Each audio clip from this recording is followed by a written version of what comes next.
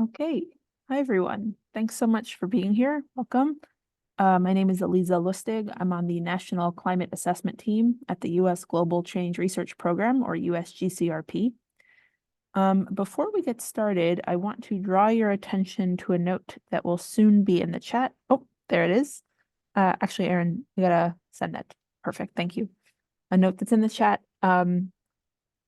Microphones are disabled for all participants, but if you have questions or comments throughout the session today, I invite you to please put those into the chat box and we will get to questions and answers at the end of the presentation. If you have any technical difficulties throughout the session, please contact Erin Grade, who is our tech support person today. Please also note that everyone, all participants are expected to be respectful and considerate towards one another, which is per the USGCRP Code of Conduct. Next slide, please.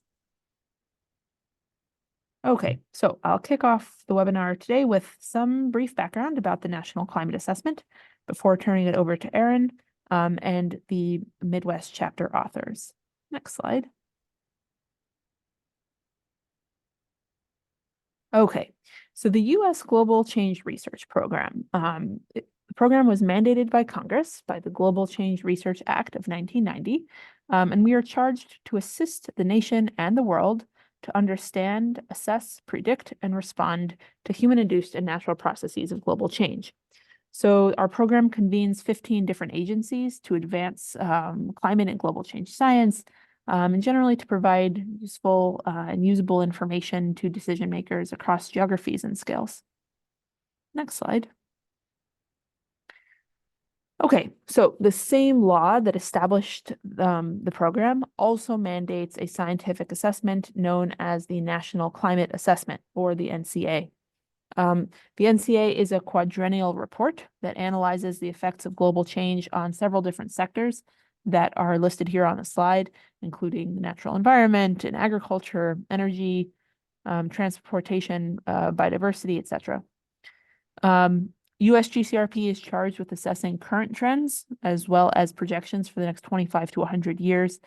And the report, the NCA, is used by organizations and individuals for a very wide variety of purposes, including national policy making, risk management in the private sector, for example, local mitigation and adaptation planning, and by practitioners, utility managers, and educators across the board.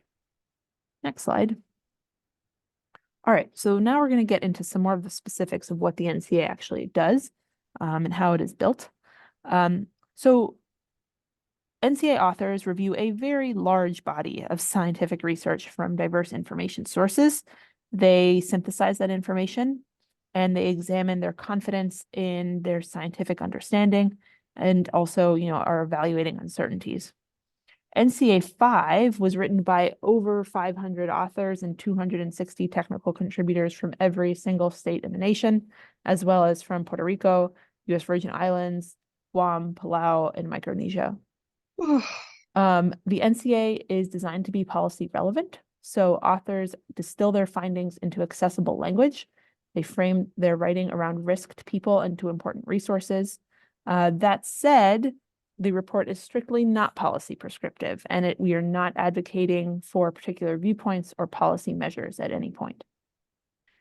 To that end, we're using a full range of future projections to help decision makers understand the full extent of possible risk that could be avoided or reduced under different scenarios, and we're leaving it up to decision makers using the report to ultimately determine their own risk threshold. Next, the assessment is compliant with all applicable federal laws and policies. That includes the Global Change Research Act, but there are also a number of other laws that govern things like information quality, accessibility, and transparency. And then finally, the report process involves extensive review, as I'm sure our authors would attest, including several opportunities for public comment, a review by the National Academies of Sciences, Engineering, and Medicine, and several government science reviews. Next slide. Okay, so now let's take a look at the NCA table of contents.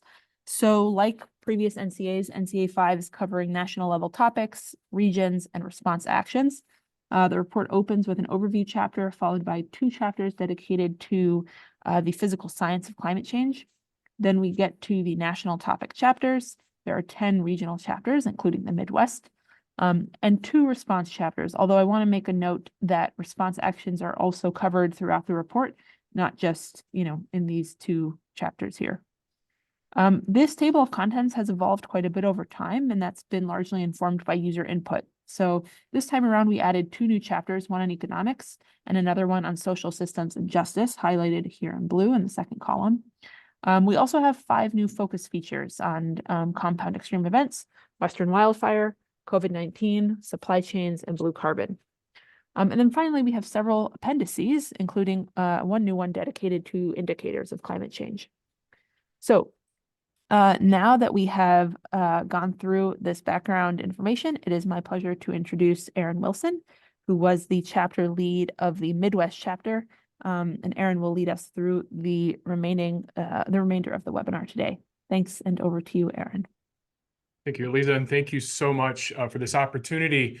Everyone, thank you for joining us today.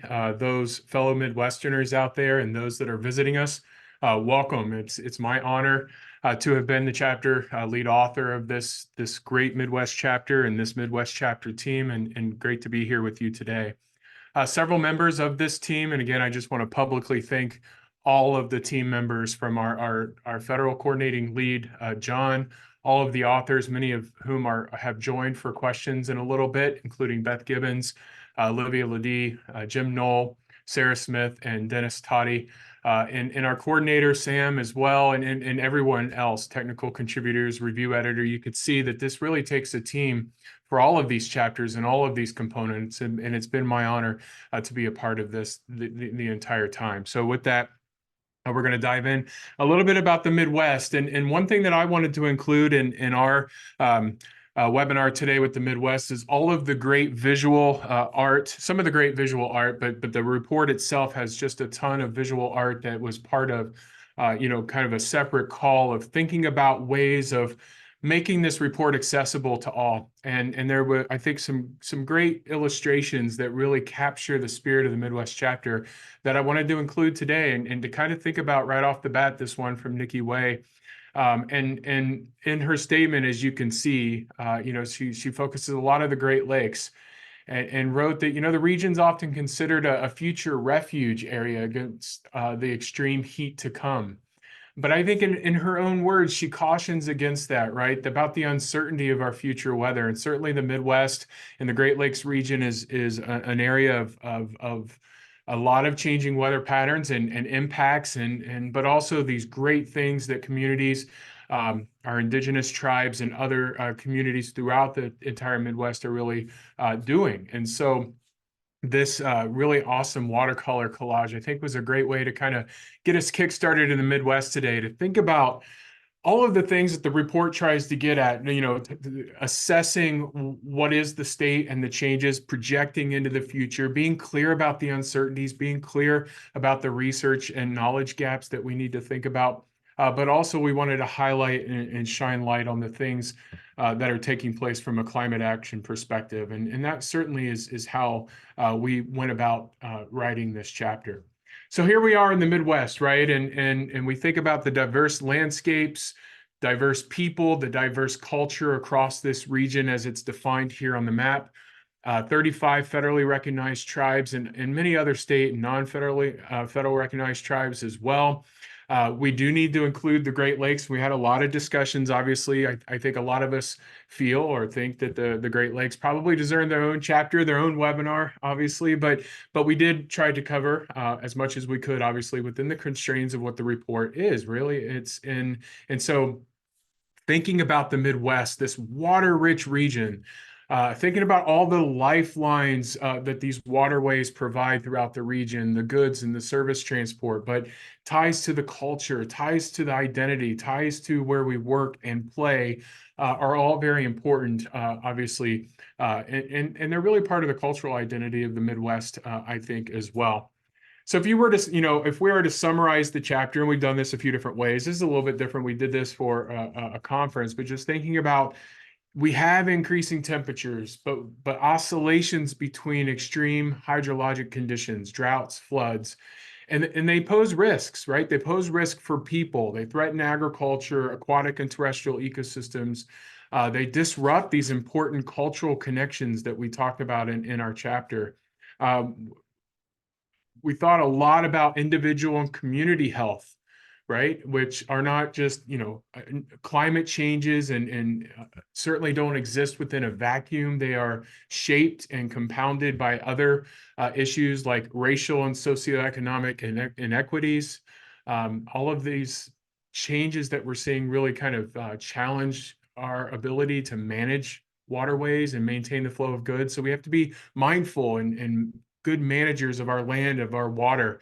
And really equally important here is the fact that again, Midwestern individuals and communities are responding in ways that offer hope for the future as we think about adaptation and mitigation to climate change.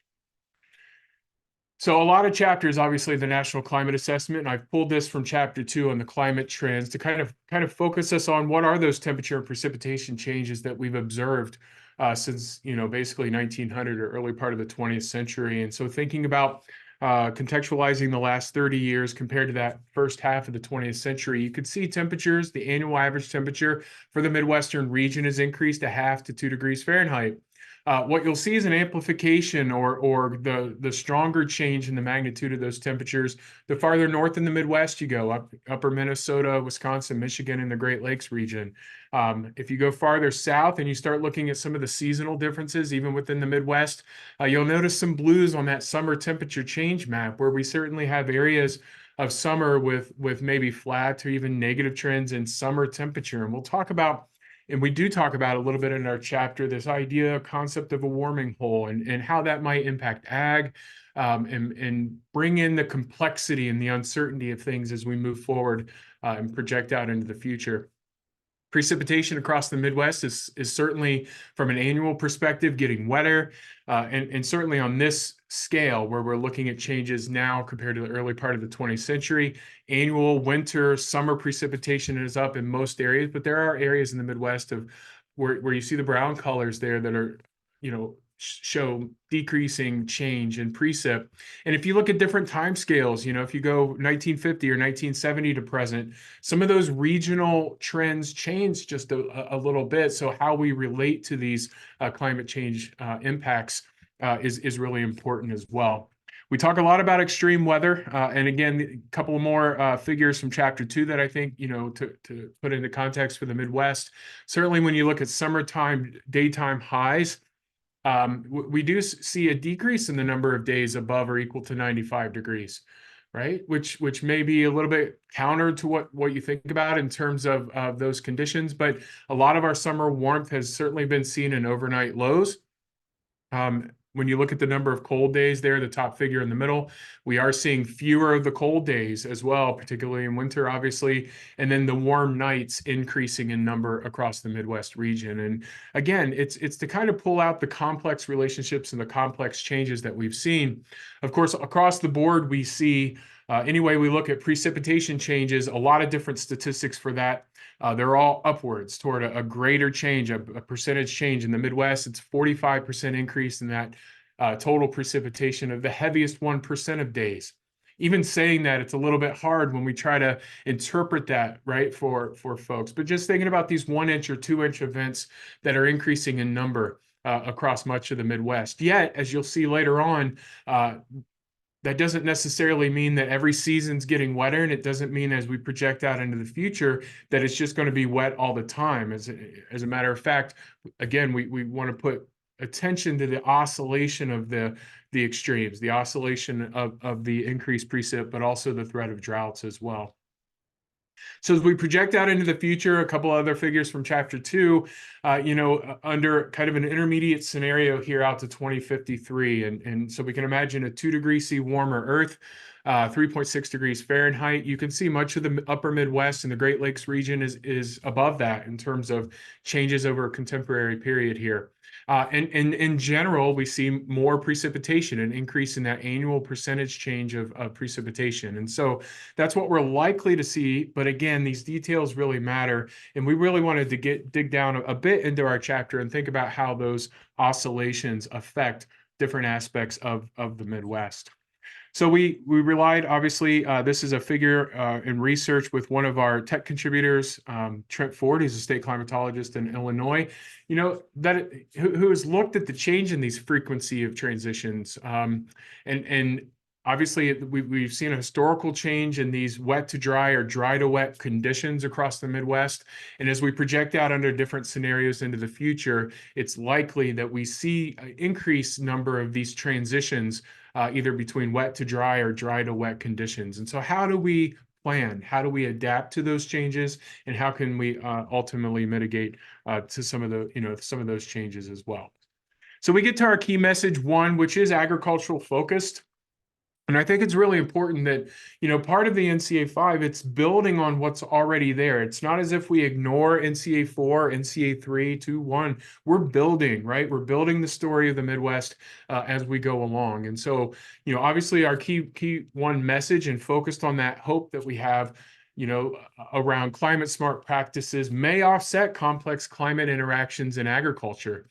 But there are a lot of complex ways that agricultural production is changing, how impacts from extreme precipitation events and these transitions are impacting not only when we think about corn and soybean, but also our specialty crops, which this region has a lot of, right? And is a big industry, as we'll talk about in a moment. So thinking about the complex changes in crop production, where excessive moisture, but also extreme droughts cut into that production in terms of yields, but also value.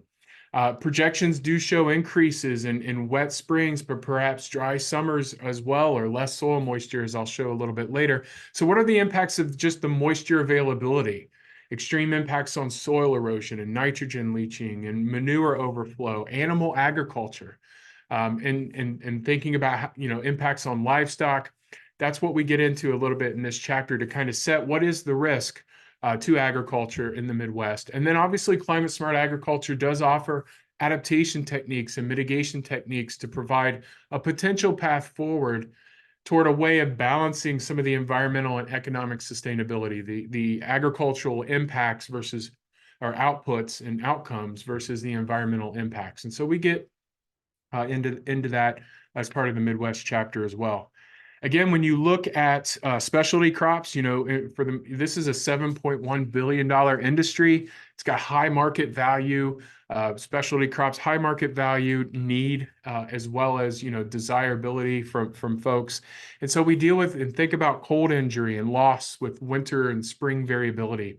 We wanted to highlight, a tool from our partners at the Midwestern Regional Climate Center and the Midwest Climate Hub, looking at trends across the region of these last freeze dates, where last freeze dates in the spring are getting a little earlier, first fall freezes are getting a little later, and we have an increase in the growing seasons. But as you can see on the map there is variability, and trying to understand that variability across the landscape is important here. But we know that there's a big risk when it comes to cold injury and potential loss from an economic value with our specialty crops. But also, these shifts impact other things and other pressures like pests that are shifting and disease transmission, thinking about excessive moisture and availability of insurance or insurance changes, and these oscillations between too wet, too dry. How do you manage these complex impacts on agriculture? That is the big question, or one of the big questions for the Midwest. So climate smart, right? Agriculture strategies may have adaptation and mitigation advantages that balance, again, when we talk about these agricultural needs versus the environmental impacts, right? Or so the agricultural outputs versus the environmental impacts. So there's a lot of research, as we know, going into quantifying the uncertainties, the benefits, and even detriments of some of these techniques, which vary, again, in very complex ways across the landscape, topography, geography, crop, usage, production method. There is uncertainty there in terms of these methods. But certainly they are part of both adapting to the changes, the rapid transitions, or excessive moisture, but also ways to mitigate emissions. And thinking about, rotational grazing, cattle management, forage quality, thinking about no-till and cover crops and some of the conservation techniques. All of that can be part of the climate smart agricultural paradigm, with the goal of not doing some things that contribute to even greater problems. And so that is what you'll find, sort of out of that key message there, within the agricultural section. As we transition now to more of our thinking about aquatic and terrestrial ecosystems, I thought this was a great selection here from Tanya Barrett, looking at ice burst in a ghost marsh, right? And thinking about those changing conditions across the Midwest. And as the artist stated, kind of depicts the meltdown of those traditional northern winters, icy streams and lakes, which really became a pivotal part of our message too, when we think about these ecosystems and their services, and adaptation may ease the disruptions that we're seeing to these services as well. So we're really diving into aquatic and terrestrial impacts on our species here, thinking about increased incidents of flooding and drought, again, tying the theme of water throughout all of our chapters. And that's likely to further, alter the aquatic systems. Thinking about loss of ecosystem services, it's undermining human well-being, right? Think not just economic loss, but cultural loss, health benefits. And so we do have, communities that are adapting cultural practices and ways to help manage the landscape. I think there are things that we can learn collectively across the Midwest to help improve and protect those ecosystems in ways that are vital. Talk a lot about habitat degradation, impacts on fish and food, and the strong cultural ties to our tribal nations and food reliance with fish and wild rice, and thinking about how these impacts degrade and cut some of those cultural ties or become obstacles there as well. And even thinking about how ultimately some of the resource management, again, can be shaped by other worldviews. When we think about invasives, what, and what benefits some of those might bring versus trying to understand what the negative impacts are. And this is especially true for our indigenous communities that see both the positive and negative side of things when it comes to beings across the region. And so this was really important to convey in our chapter. We sort of pivot, kind of corralled around, a couple of key figures here, thinking about these extreme precipitation events, and how this impact from extreme precipitation meanders its way throughout our Midwestern landscape, right? So they have adverse effects not only in the aquatic and terrestrial ecosystems, again, but human health, infrastructure, as we'll talk about in our key message 4 a little bit more, in our economies. And so when you think about all the conservation and management strategies, right, that can take place ahead of or throughout this entire process, ultimately it leads to some really great adaptation benefits. Thinking about increased watershed storage, improving the fish habitat, even recreational opportunities, which are very much part of Midwestern identity when we deal with our water and our ice, improve water quality, reducing erosion. And it's really thinking about these management choices from that extreme precipitation impact or event, but meandering throughout our agricultural lands, our forested lands, and our urban to rural gradients. And what are all the possible or potential adaptation measures that we can take along the way to increase adaptation and decrease those risks from extreme precipitation. So I think that's, something to really think about, and helps us kind of rally around kind of a holistic view of the Midwest from a water perspective. Ice is very much an important part of the Midwest, right? So thinking about rising winter temperatures and, warming temperatures, decreasing inland lake ice cover, and all of the benefits associated or impacts to the ecosystem services, benefits, and activities. Shortened cold persistence, it's affecting wildlife, terrestrial wildlife. We call out things like moose populations. And again, all of these are also tied to our indigenous peoples across the region. It affects their cultural practices and have major impacts within these indigenous communities. We do spend a lot of time talking about how climate change sort of accelerates the loss of beings. These aren't just things that indigenous communities are losing, but these are their family. These are part of their lives, and those connections that are lost and potentially lost in cultural ceremonies and things like that. The figure really shows the loss of ice uh, and their numerous rippling impacts of these cultural activities and services.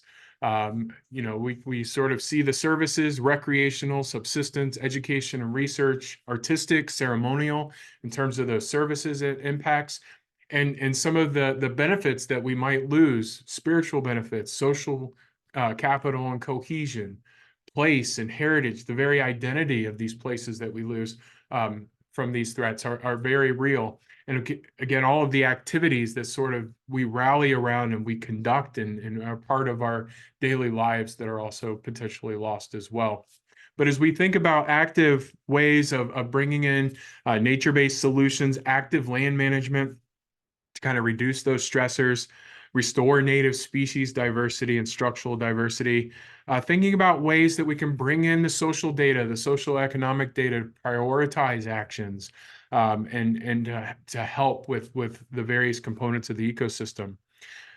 Indigenous communities are adapting as well, actively thinking about, tapping birch trees instead of maple, for instance. But again, with the idea that, some beings just cannot be substituted, right? Wild rice being called out in our chapter. So thinking about how do we build relationships across the region with all of our communities, our indigenous communities and other agencies, to approach maybe these ecosystem service disruptions and adaptation from a holistic point of view. And of course, when we think about that community, it's not just the ecosystem services, but the health of the individuals and the health of the communities as well. And climate change has a wide-ranging effects on the lives and livelihoods, healthcare systems, community cohesion, right?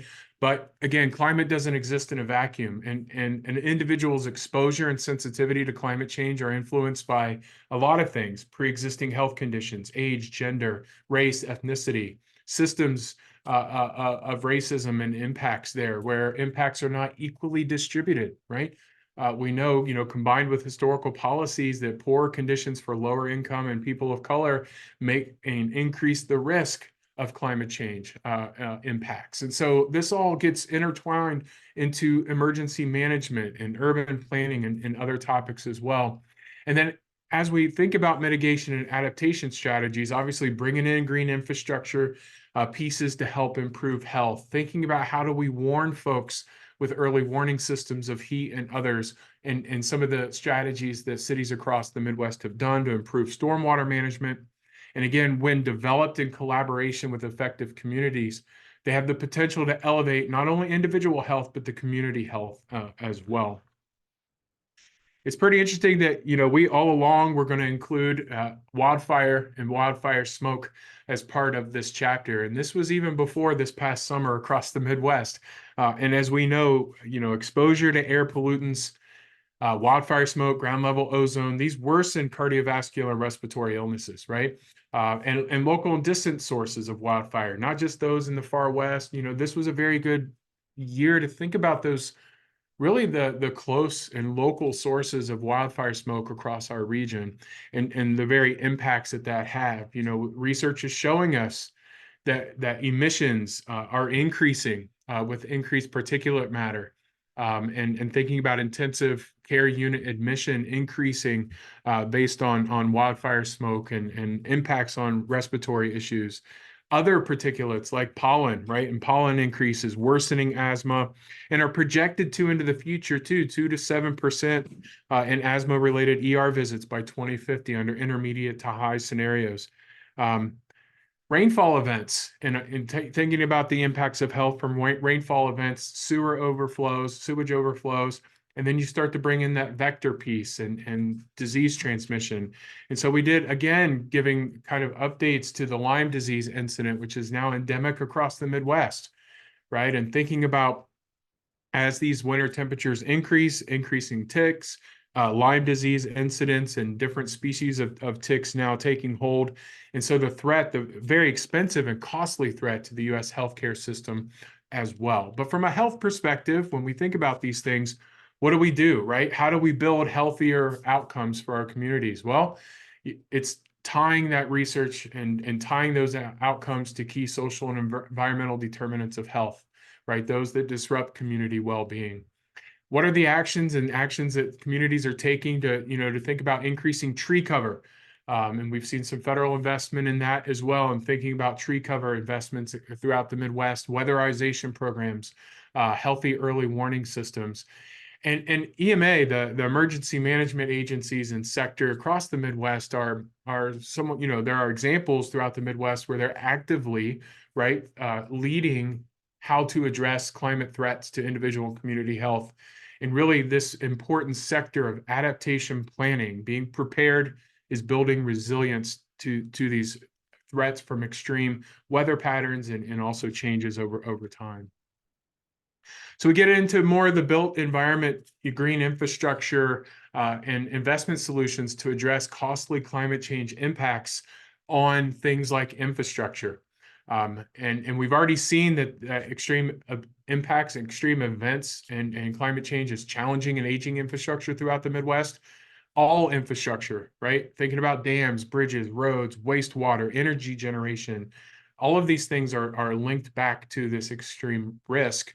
But then how are we documenting losses and insured losses? And certainly we've got the billion-dollar weather disasters that we keep track of, and NOAA has kept track of, and we had 28 last year. But there are a lot of chronic or maybe even called nuisance, although we can argue about how much of a nuisance versus a real loss they are. And so ways of thinking about how do we track that as part of the future. And we'll talk about that in a little bit. But thinking about all the impacts on commercial transport of goods along our major rivers, right? Not just high flows, but low flows. And how does that impact trafficking? How does that impact the potential to need to dredge some of these regions? We think about the very low flows, for instance, on the lower Mississippi, and obviously the Midwest waterways contributing to that this past season, and how that can lead to blockages of important goods and exchange of goods throughout our transportation system. And so it really beckons and calls for coordinated adjustments along the way, which we know our Army Corps and our river forecast centers work really closely to think about these water releases, monitoring, and communications as well. We wanted to talk about some other ways. Coastal environments along the Great Lakes are sort of a unique intersection of ecological culture and port operations. And so there's a couple of examples we call out: the Toledo's More Than a Port initiative, and then more specifically the Healthy Ports project, or should say Healthy Ports Futures initiative as well. And this is an example from Northeast Ohio and Lake Erie of ways of restoring or building resilience of wetlands, right? Even with the uncertainty of lake water adjustments and changes due to climate change. And so this was kind of a highlight or an example of building that infrastructure in a way that's more resilient to the future changes. A lot of attention through this figure 2410, thinking about those climate change related factors that contribute to dam failure and all of the cascading impacts that then has on the built environment, the electric grid, the communications, water, sewer, physical structures, and transportation, right? So what are those adaptation pathways to get us to more resilient? So we know that of nearly 92,000 dams that's been inventoried by the Army, the U.S. Army Corps of Engineers, the average age is 61 years old, right? And that's about the time when dams require expensive repairs. And 75% are classified as high hazard potential, right? And so thinking about climate change just exacerbates the potential for those losses and those risks. And these climate-forced external pressures interact in very complex ways that lead to these more effects on the built environment, as we talk about here. But those adaptation pathways of inspection, maintenance, building infrastructure systems, resilient infrastructure systems, thinking about stakeholder engagement along the way, and identifying at-risk properties. These are examples of of ways of building in more of that adaptation potential to that increased risk on our infrastructure. And we also hit on innovative finance and green infrastructure, not just the federal investments, but private investments that are getting involved and combining in ways, calling out examples like the Milwaukee Metropolitan Sewer District of how to reduce combined sewer overflows, or even the very ambitious and big B Branch watershed flood mitigation project in Dubuque, Iowa. Federal and state funding coming together to build up the resilience along that area. So in addition to that, thinking about careful placement and design of green infrastructure to provide benefits beyond flood control. We talked about, urban heat island effect, providing relief to those citizens during heat waves, and that potential as we move into the future. So there's a lot of benefits from that as well. And finally, as we, again, kind of close out still with that water theme, this was the last piece of art from our chapter, thinking about, this is a coastal bloom, thinking about how eerily beautiful, as Pat, the artist, points out, the algal blooms on the lake are. And of course, it's very much the topic across the Midwest, not just in our Great Lakes, but we wanted to look at water and the impacts, including HABs, not just on the Great Lakes, but the Mississippi River Basin as well, or Mississippi River area part of the Midwest. So managing these extremes, water quantity and quality, and it's necessary to minimize those impacts. And giving thought to, adequate fruit, still having water for adequate food production, ecosystem health, surface water, groundwater, and recreation. We project increases in droughts and floods and runoff events across the Mississippi River Basin, the Great Lakes, and they're likely to impact our ecosystems, thinking about our erosion, thinking about harmful algal blooms, and potential expansion of invasive species. And there are examples where federal and state agencies coming together, non-governmental organizations, to think about adaptation efforts, becoming more aware of droughts early on. The NIDIS, the National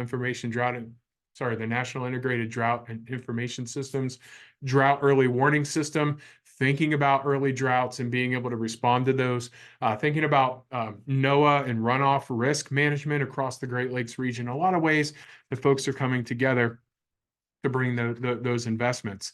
So what we know is that we project, cumulative runoff will lead to, increased flooding susceptibility in winter and spring, but also an impact with increased flash drought, rapid onset drought in the summertime. And I think we've got both what, projected future of runoff seasonally here in this figure, but also how our models are depicting soil moisture by mid-century as well, likely to be drier across much of the Midwest, although not all. And again, that brings in some of the complexity that's there as well. And that's, of course, going to impact water, right? And it's going to impact water differently depending on sources, variable projections of groundwater recharge, the ability of pulling in, that external water into these saturation zones. Certainly projecting increased failures for some private wells as the water tables fall. But again, it's dependent upon that primary source of drinking water. Surface water, less summer runoff affects water quality and stream flows. And our aquifers, which we show here, are a little bit more resilient to these flashiness or rapid transitions, but the longer term droughts, right, in drought conditions with projected temperature increases and more variable runoff suggest, a possibility of a potential for future vulnerability with them as well. And then as we kind of round out with the Great Lakes, we know temperatures are rising. Summer temperatures on our Great Lakes are rising. With the water, that has impacts, a lot of impacts, obviously, with the surface water, and impacts this largest freshwater ecosystem, right? So air temperatures leading to warmer summer surface temperatures that we show in this figure, but that has impacts on fish habitat. There's still some uncertainties, right, within the rest of the column, and we call that out in the chapter. And the overall impact may not be as well characterized as we would like. Obviously, we've got impacts from our harmful algal blooms, and we've seen more significant trends in the Great Lakes, while our research is a little bit inconsistent across more of the inland water bodies of the Midwest, but that research is ongoing. For the Great Lakes, there is a concerted effort, obviously, through the Great Lakes Water Quality Agreement, the EPA here in the US, and the Environment and Climate Change Canada. They work closely on the State of the Great Lakes report. We pulled in that information from the 2022 assessment to really highlight, the state of the Great Lakes throughout the region, different Great Lakes indicators, but also the metrics used, the status, and their trends as well. And I'm kind of running a little bit over in time. I want to leave time for questions. I will, this is my last content slide. I think it's important not just to think about the chapter and what we show in terms of the assessment, but also the traceable accounts where we detail those gaps in knowledge and research that are important. When it comes to the climate smart practices, ongoing research on how to and where we get the implementation and the interaction of various practices is needed. Significant uncertainty concerning how widely human communities are adapting cultural practices. I think that's room for continued investigation. Thinking about our gaps in research, how we characterize climate-related health impacts and how they differ based on local population specific characteristics and shared realities. Thinking about how they vary across the urban to rural gradient, how they vary across our tribal nations, and that ultimate impact of potential increasing immigration into the Midwest. How do we track these smaller scale events in a way that's transparent and more effective and leads to equitable distribution of resources?